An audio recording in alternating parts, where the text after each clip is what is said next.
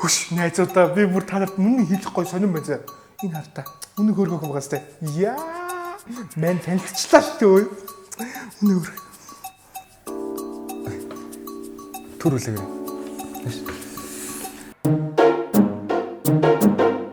Тэд бол огтын мэдгэтэнгүүд огтын талаар мэдэхгүй зүйл гэж үгүй. За гэх юм. За.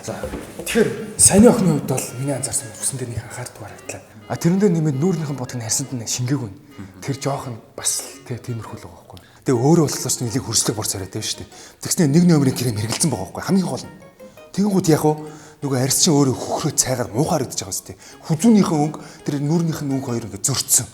Тэгэхээр гоо сайхны бүр ямар ч мэдлэгдэхгүй байхгүй шүү дээ. Тэгээ дээрээс нь ч юм нэлээ мерал хүн биш дээ. Мерал гэдэг нүрээ ингэж буддаг. Гэвч ми өөртөө анхаардгүй тодорхой байхгүй юу? Харин тийм. Тэгээ дээрээс нь заяа. Манай бэлгээ чи өөрөө буруу хоолттой. Энэ нэмэгтэй бас буруу хоолттой. Гэр бүл бол яг уу. Манай бэлгээгийн эрүүл мэнд тэр зөв хоолтонд нэхийн анхаарах юм бэ?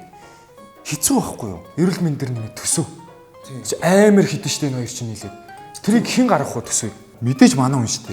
Манай хүн гаргах штэ. Тэгээ дээрээс манай бэлгэж мэдэн тэр рамадаг хүн штэ. Одоо рамадаг хүн ихнэр өргөөлт ингэ юм санагдаж штэ ер нь бол тэгэхэд дийлхүү.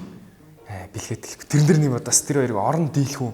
Бас чинь хоёр бүдүүн хүн нэг орон дээр ойлгож байгаа штэ. Зүгээр тэр талаар ерөөсөө ярих болов. Тэгэхээр ерөөсөө л энэ хүүхэн бол дэмий юм байна. Зөв.